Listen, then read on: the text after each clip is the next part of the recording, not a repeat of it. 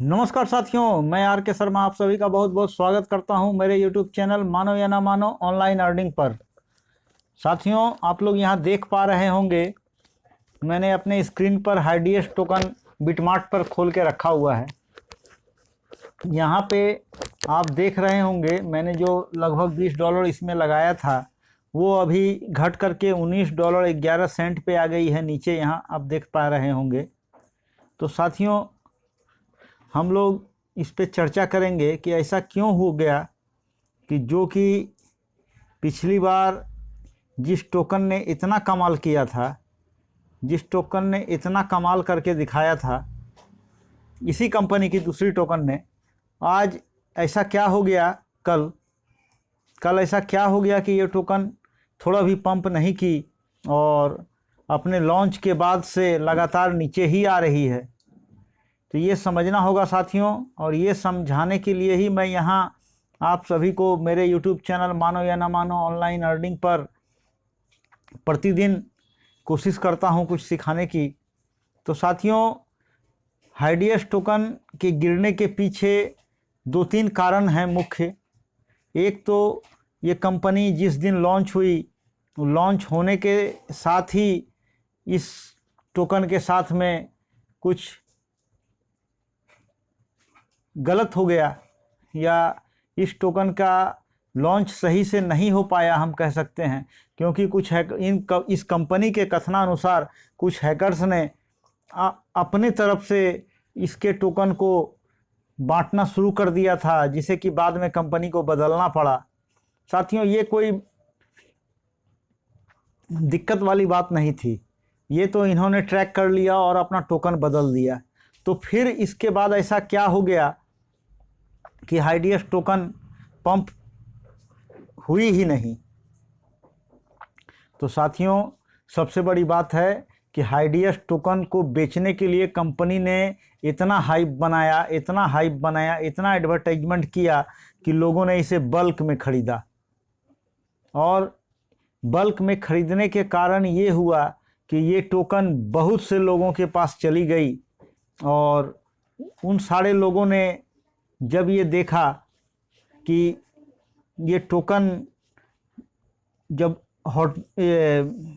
ला token पे launch होने वाली थी तो लॉन्च नहीं हुई, तो उन लोगों को लगा कि इस टोकन के साथ कुछ गड़बड़ है, और उन्होंने जो मुनाफा मिला उसी मुनाफे में इसे बेचना शुरू कर दिया।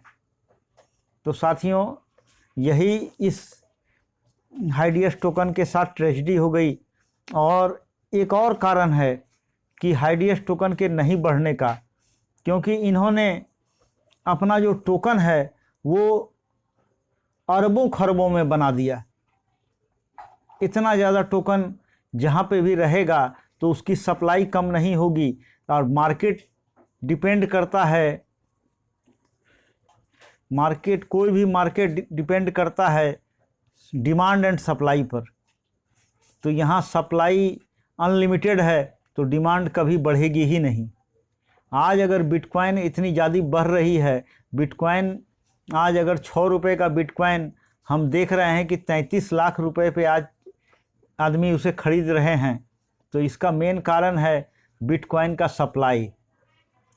बिटकॉइन 22 करोड़ 10 लाख बिटकॉइन बनाने वालों ने इस तरह डिज़ाइन किया है कि 22 करोड़ और 10 लाख बिटकॉइन ही बनेंगे, इससे एक भी बिटकॉइन ज़्यादा नहीं बनेगा।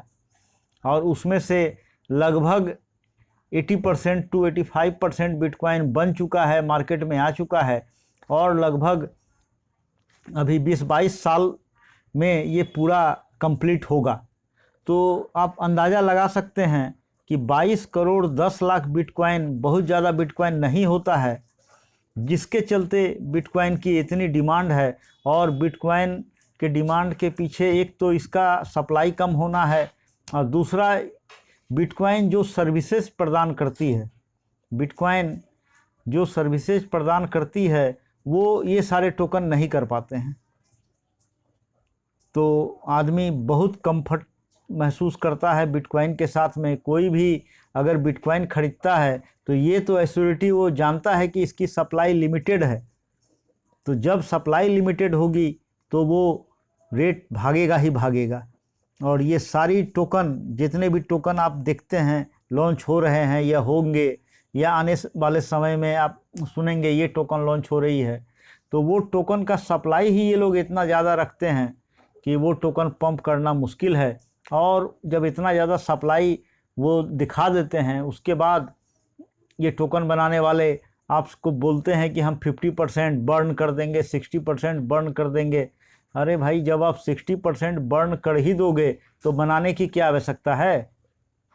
40% पे ही आप उसे लिस्ट करवाओ, 40% पे ही उसका जो भी आप प्री लॉन्चिंग करना है या ड्रॉप करना है, जो भी करना है करो। वो टोकन 100% जो है पंप करेगी, लेकिन ज़्यादा सप्लाई होने की वजह से ये टोकन पंप नहीं करती है। अब प्लस बिटकॉइन के तरह इन लोगों का प्रोजेक्ट नहीं रहता है।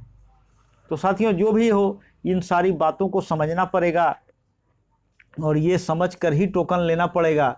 यहाँ पर अब अगर आप सोचेंगे कि डॉक्टर स्कल की तरह 1000 को 1.5 लाख रुपया बना दे, तो ये बहुत मुश्किल है। हाँ, इसमें 2-4 10 गुना तक आप यहाँ से उम्मीद कर सकते हैं कि 2-4 गुना, 10 गुना, 20 गुना तक भी आप यहाँ से प्रॉफिट ले सकते हैं। तो साथियों, इस चीज़ को समझने के लिए पूरा रिसर्च आपको मेरे साथ साथ आपको भी करना पड़ेगा और समझना पड़ेगा कि कौन सी कॉइन पंप करेगी और कौन सी कॉइन पंप नहीं करेगी। तो साथियों, बने रहें मेरे यूट्यूब चैनल मानो या ना मानो ऑनलाइन अर्निंग पर, और फिर कल आपसे मुलाकात होगी।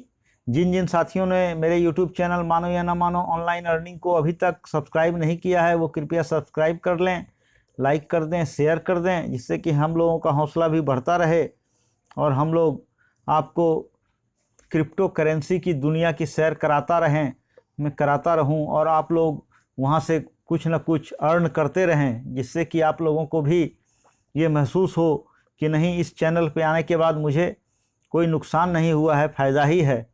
तो साथियों, कल फिर मिलते हैं आपसे फिर एक नए वीडियो में। तब तक के लिए धन्यवाद।